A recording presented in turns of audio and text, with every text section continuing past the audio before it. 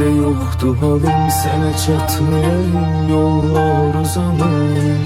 Necə baxdın gözlərimə, bu qədər dərd bəsdi mənə.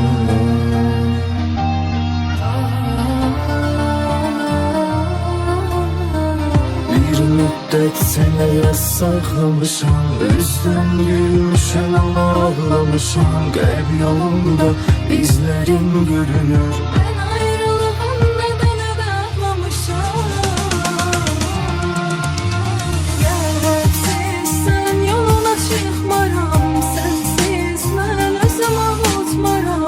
Gəl getmə, heç vaxt get ya da gəlmə. Gərəksiz sen yoluna çıxmaram, sensiz mən özümü unutmaram. Gəl getmə.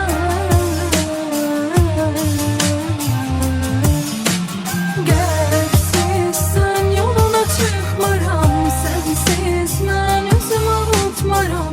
Gəl getmə, heç vaxt get ya da gəlmə. Gərəksiz sən özümü unutmaram. Gəl getmə.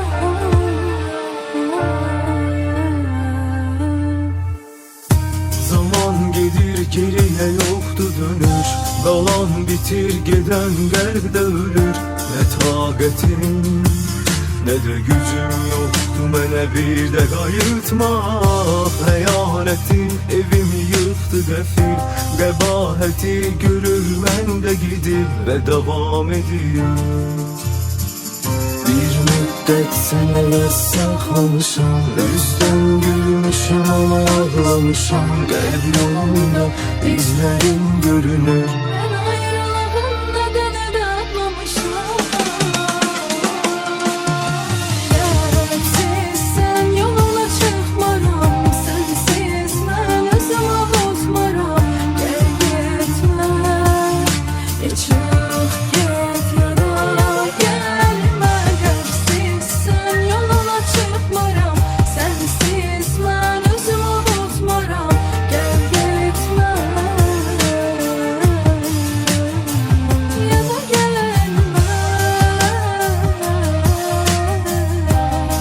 Nihat Bərdəli təqdim edir.